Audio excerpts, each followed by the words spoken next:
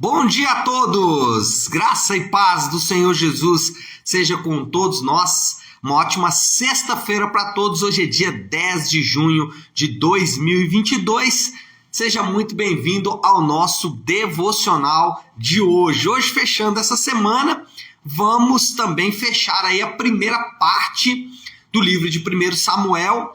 Hoje vamos falar de 1 Samuel 13, 14 e 15. E vamos também fechar praticamente, a parte que ficou reservada a contar a história da ascensão de Saul.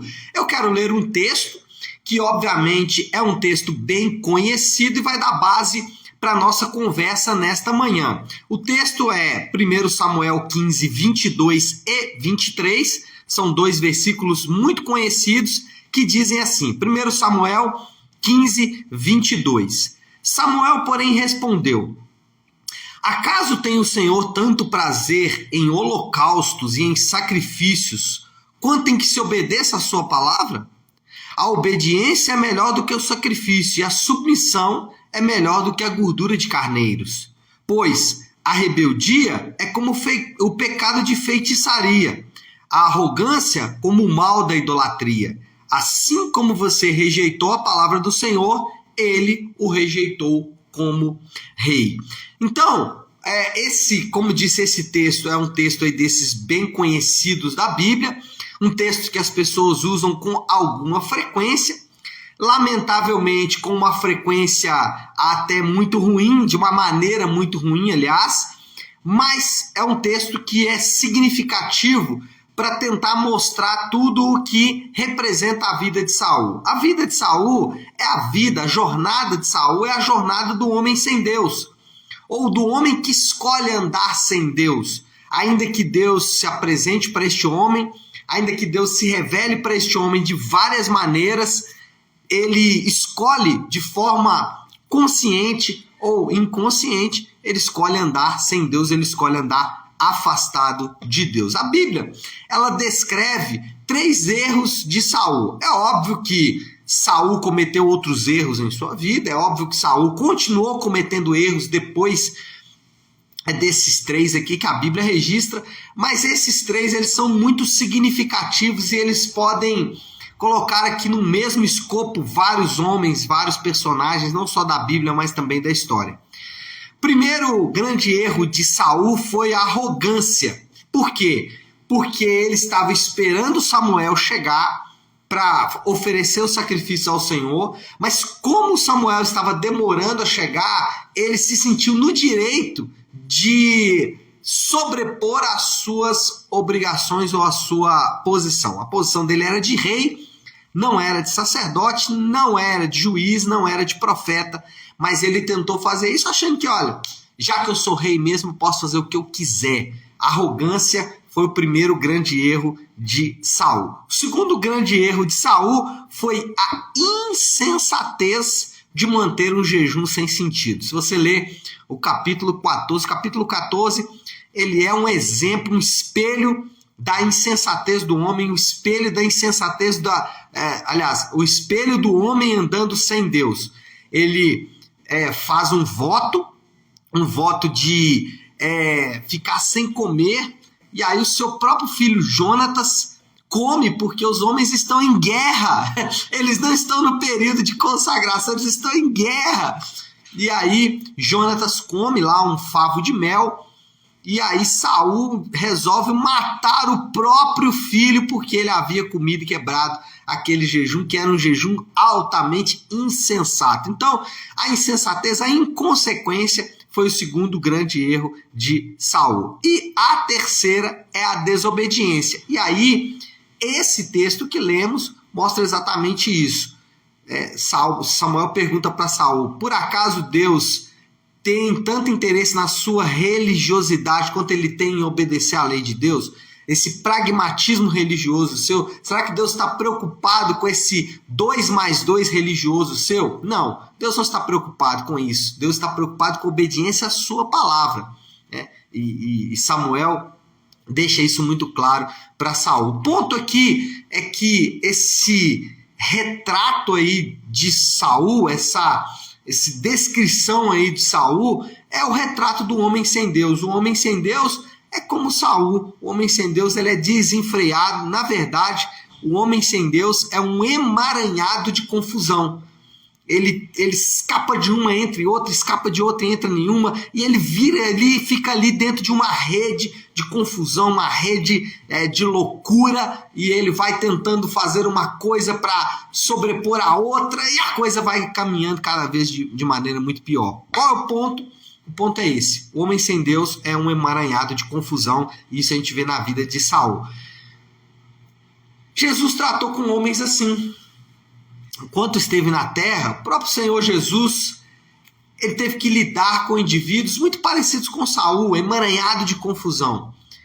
Mas note que os dois exemplos que eu vou usar aqui são exemplos de homens que seguiram caminhos distintos, ainda que o diagnóstico deles seja o mesmo. Talvez a mesma coisa acontece com Davi e Saul, né? Davi também era emaranhado de confusões. A sua vida em determinado momento vira essa confusão. Só que tanto Davi quanto um desses personagens que eu vou citar, ele resolve, escolhe, ele sai desse emaranhado de confusão. O primeiro personagem que Jesus lidou e que era também esse emaranhado de confusão, essa vida sem Deus de qualquer maneira, o primeiro deles é Zaqueu. Zaqueu era um emaranhado de confusão. Zaqueu vivia ali preso em uma rede de enganos, mentiras, pecados e etc e tal.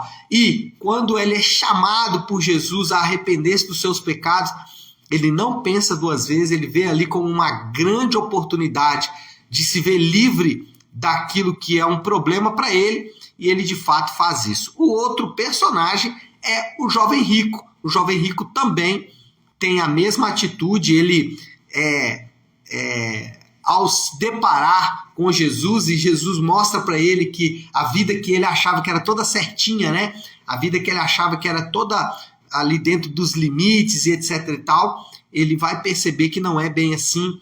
E quando Jesus apresenta para ele, em vez de reconhecer que a vida dele sem Deus era um emaranhado de confusão, ele segue caminho distinto. Então, temos ali Zaqueu e o jovem rico, homens que tinham características próximas, talvez Zaqueu não tão religioso quanto o jovem rico, mas todos dois ali tinham características muito parecidas. Zaqueu trilha um caminho e o jovem rico trilha outro caminho. O que nós podemos perceber aqui é que o homem moderno, ele também é um grande emaranhado de confusão. Nós que vivemos aí no século 21, experimentamos esse emaranhado de confusão também. E aí nós tratamos das nossas mazelas, dores, dificuldades, encrencas, confusões e etc, etc, etc. Nós tratamos normalmente de duas maneiras. O homem moderno, esse emaranhado de confusão, esse Zaqueu, esse jovem rico, esse Saul, esse Davi moderno, ele trata das suas próprias mazelas de duas formas. Ou ele tenta ignorar o problema, e aí ele vai acumular dificuldades, e ele pode tentar ignorar o problema até mesmo de forma química, ele pode tentar ignorar o problema com bebida, com sexo, com exercícios, ele pode tentar ignorar o problema com remédios, enfim, ele pode tentar ignorar o problema. A grande questão aqui é que ao tentar ignorar o problema, usando até elementos artificiais, ele pode acumular mais problema. No final, ele se vê tão cheio de problemas que ele não consegue nem saber por onde começar a resolver esses problemas. Então essa é uma forma de resolver as mazelas modernas, ignorando problemas. Mas essa não é uma boa alternativa. A segunda alternativa, que normalmente nós também fazemos, é absorver os problemas.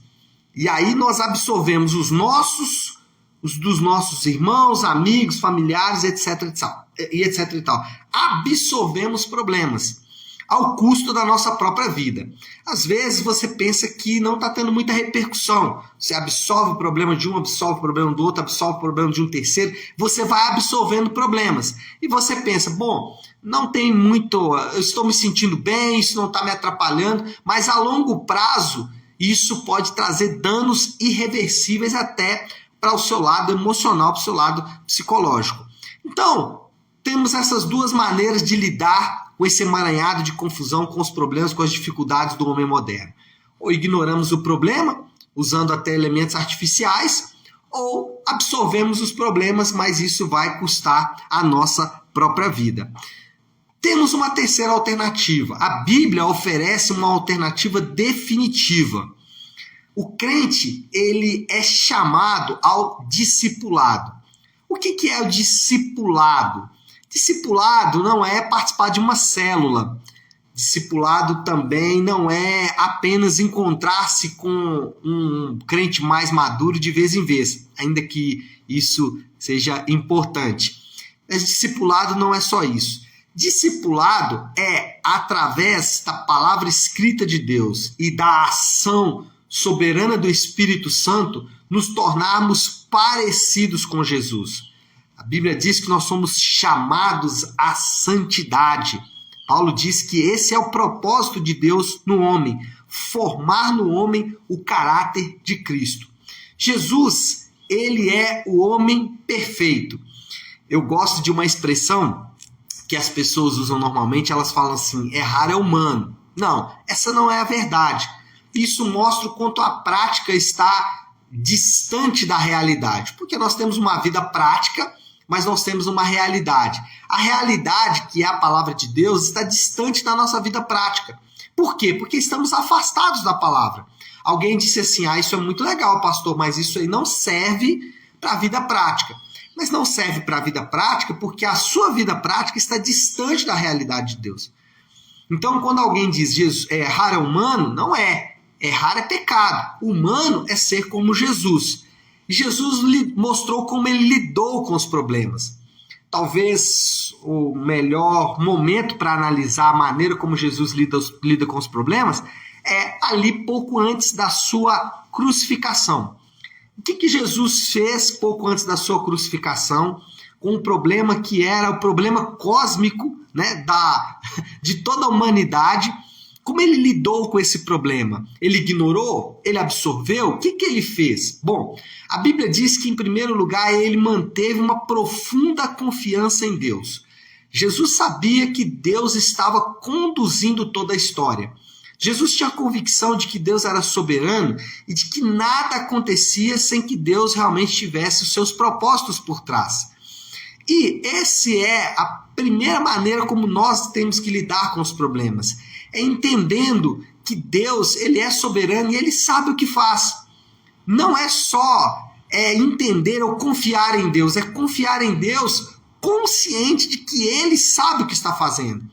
Porque existe uma diferença entre confiar em Deus de forma resignada ou até ressentida, Deus está fazendo mal comigo, ou confiar em Deus de maneira plena. Jesus confiou em Deus de maneira plena.